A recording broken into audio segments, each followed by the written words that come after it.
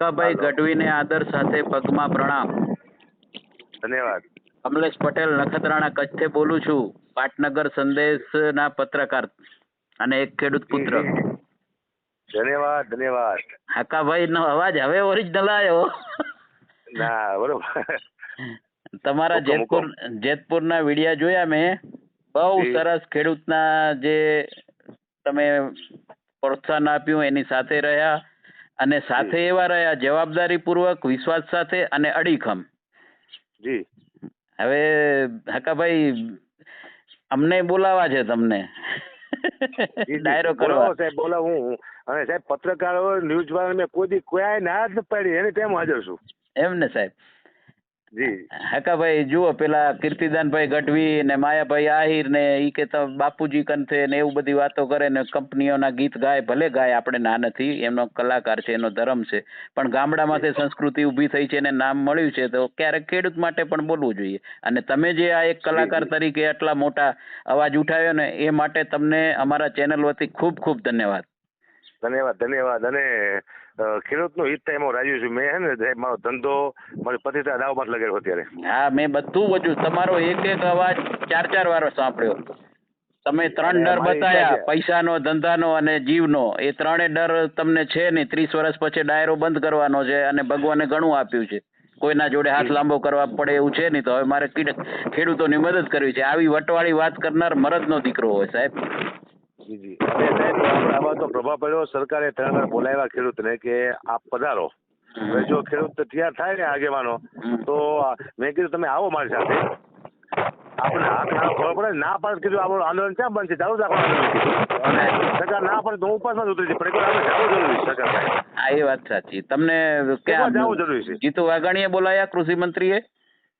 ના, આ લોકોને સરકાર બોલા.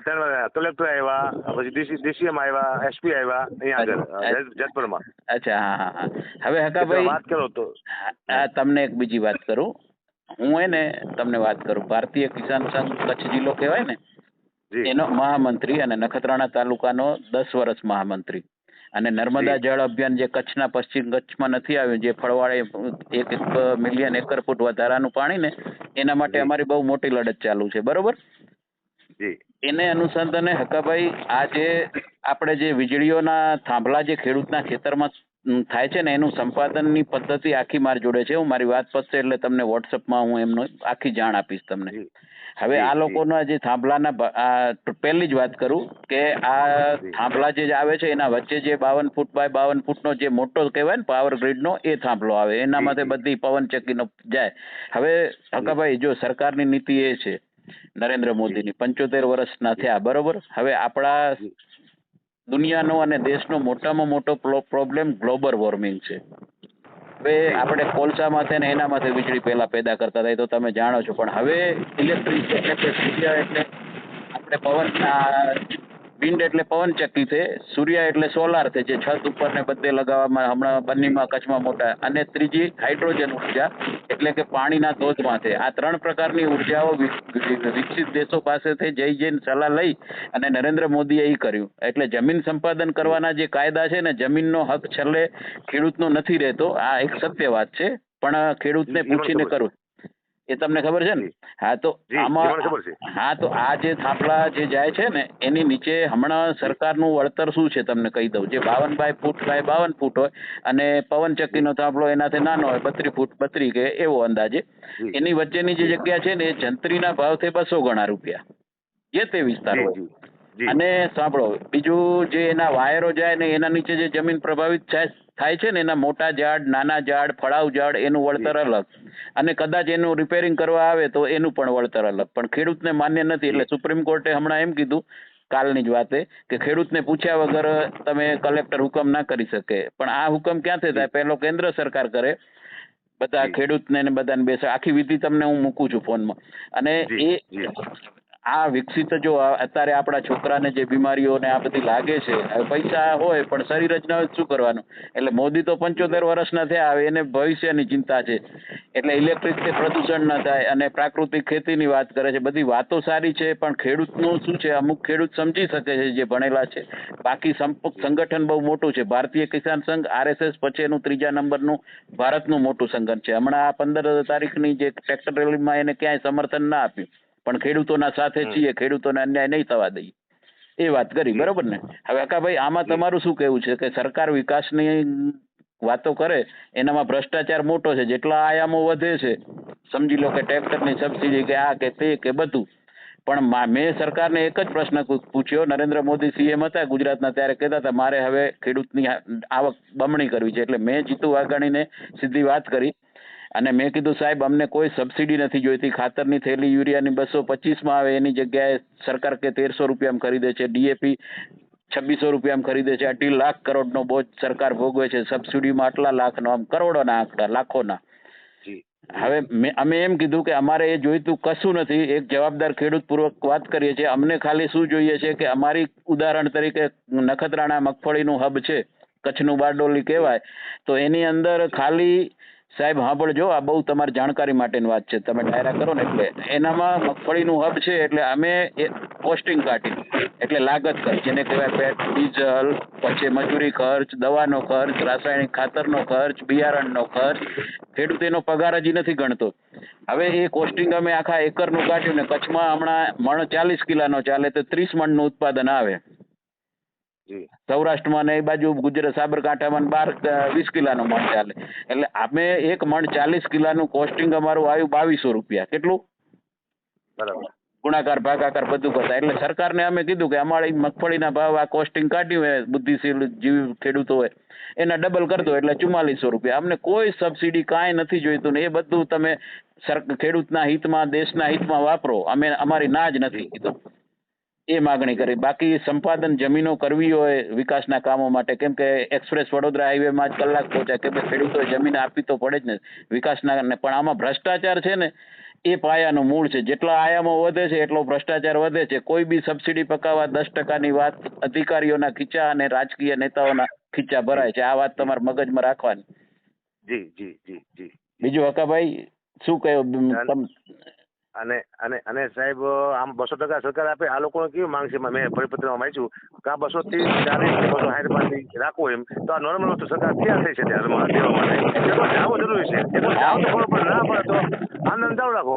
હા, બરોબર. અને બીજું હકાભાઈ, આમાં શું વાત કરું તમને, આ આપણી વાત કરું કે આપણે જે આ પવનચક્કીઓ ગુજરાતમાં નાખવામાં આવી છે ને, RTIમાં તેનો આપણે માહિતી માંગી કે કેટલા થાંભલા, જે પાવર ગ્રીડ એટલે મોટા જે પવનચક્કીના કેટલા, અને સોલાર માથે જે ને એ.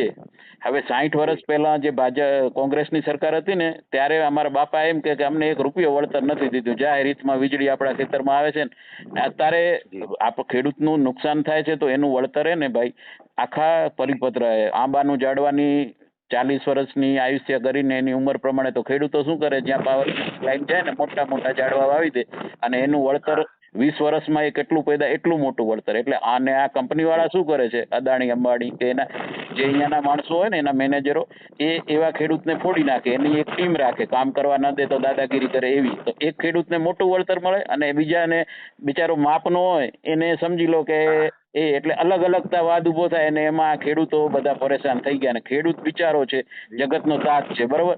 આજે સંગઠન માટે ગમે એની વાતો, એક ખેડૂતનું દુઃખ હોય તો બધા ખેડૂત ભેગા થઈ જાય છે. પણ અમુક વસ્તુ આપણે આપણા હિતની હોય, આપણી ભવિષ્યની પેઢીના હિતની હોય ને, તો વિચારવી જોઈએ. ને આ RTIમાં તો માગણી કરતા આપને જાણવા મળ્યું કે 10% જે થાંભલાઓ જાય, તમે જોજો સરકારે ધ્યાન જ રાખ્યું છે કે વાયરો કદાચ ખેડૂતના ખેતરમાં વધારે જાય, પણ જે થાંભલાઓ છે ને એ 10% જ જાય છે ટોટલ. જે આપણી જમીન છે ને ગુજરાતની, કે સરકારી ખરાબામાં વધારે ઉપયોગ કરે છે. એટલે હિત જાળવે જ છે સરકાર, નથી જાળવતી એવું નથી, પણ આ જે વિસંગતતા છે વળતર લેવાની, એ દૂર થવી જોઈએ એવું તમારે કહેવાનું ડાયરામાં. સાચાનું સાચું કેવું, સરદાર વલ્લભભાઈ શું કહેતા હતા, ઘરની વાત ઘરમાં રાખો, કાળજુ સિંહ જેવું રાખો અને સાચી વાત કહેવાની હિંમત રાખો. એટલે મેં તમારું આ ધ્યાન દોર્યું. તમે બિલકુલ રાઈટ છો. અને તમે કહેતા હોય તો આ આપણા ફોટા સાથે વાત આપણી જે ટેલિફોનિક વાત જાહેર કરું મારા માધ્યમથી વિડીયોના આ ચેનલના. બીજી વાત એવું તમે કીધું સાહેબ હા કે જો અત્યારે સરકાર રાજી થઈ છે આપવા માટે ન્યાય, બરાબર, તો એક વખત ખેડૂતને જવું જોઈએ. હું કહું છું કે આગેવાનો તમે તૈયાર થાવ અને આ બાજુ ભલે આંદોલન ચાલતું હોય, જો સરકાર ના આ પાડે છે એટલે એનું 3 વાર સરકારે બોલાવ્યા છે તો સરકાર પ્રોજેક્ટ રહેશે જ તે. જો સરકાર ના પાડે તો હું આંદોલનમાં બેસી જઈશ, પણ એકવાર આવો તો ખરા. હા સાચી વાત બિલકુલ. તમારો પ્રયાસ બિલકુલ તંદુરસ્ત, મને વાંધો નથી.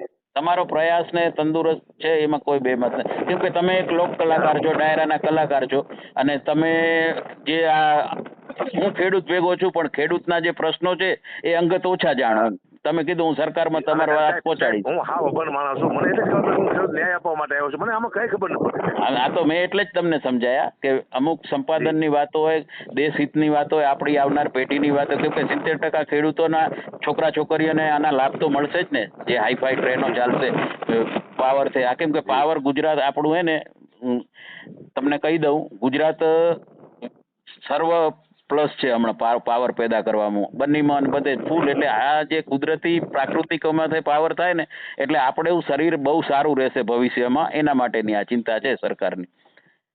એને એ વાત પણ ખેડૂતોને થોડીક સમજાવવી જોઈએ એમ ટૂંકમાં. જી જી જી સાહેબ, જી સાહેબ. મને તમારા જેવા વ્યક્તિ જાણવા મળે કે હકીકતમાં શું આવે શું ના. તો અમારા પાસે જમીન ટાઈપ છે નહીં એટલે મને ખ્યાલ ન આવે.